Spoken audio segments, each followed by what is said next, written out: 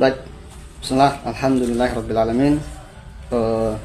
Saya di sini memiliki buku dari Fernando Baez dengan judul Penghancuran Buku dari Masa ke Masa.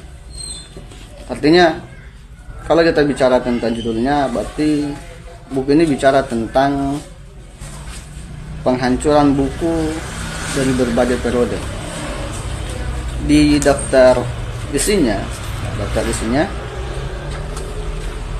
dia mulai membicarakan perihal tentang penghancuran buku itu di dunia klasik, kemudian di pertengahan, kemudian di masa modern. Nah, ada satu pertanyaan besar dari Fernando Baez terkait dengan penulisan bukunya.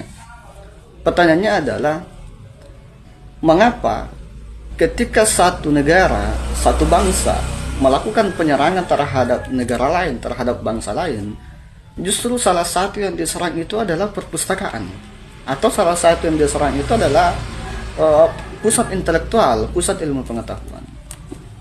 Nah, Fernando Baez, ya, ketika dia membicarakan tentang penghancuran buku dari masa ke masa, itu mulai dari masa kuno, masa klasik sampai modern, dia tiba pada satu kesimpulan bahwa setiap bangsa, setiap negara ketika melakukan penyerangan terhadap negara lain, maka salah satu alasannya mengapa mereka harus menghancurkan pusat intelektual adalah karena mereka menginginkan penghancuran satu identitas kemudian digantikan oleh identitas yang lainnya atau identitas yang baru. Dan itu digambarkan, contoh misalnya kita bicara tentang invasi bangsa Mongol terhadap peradaban Islam atau Baghdad di tahun 1258. Dan itu jelas, kalau kita bicara tentang Mongol, maka semua yang ada di dalam pikiran kita pasti bicara tentang penghancuran. Tapi pernah kita membaca literatur terhadap Mongol itu, bahwa ketika kita membaca literatur terhadap Mongol, terkait dengan bangsa Mongol, justru kita mendapatkan bahwa setelah Baghdad diporak-porandakan, justru Mongol itu menciptakan peradaban yang baru. Artinya, oke lah, kita bicara Mongol itu bicara tentang kekerasan, tapi jangan lupa juga bahwa Mongol itu membangun juga peradaban.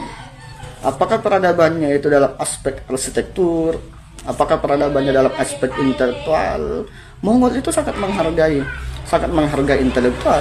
Nah, inilah kemudian dibahasakan oleh Fernando Baez bahwa ketika pusat ilmu pengetahuan dihancurkan, bukan berarti bahwa ia tidak suka, ia tidak cinta dengan ilmu pengetahuan itu, tetapi justru ia ingin menghilangkan identitas lama, kemudian menghasilkan identitas yang baru. Itulah kemudian yang disebut dengan bibliosida, dengan penghancuran buku, genosida buku. Tetapi ingat bahwa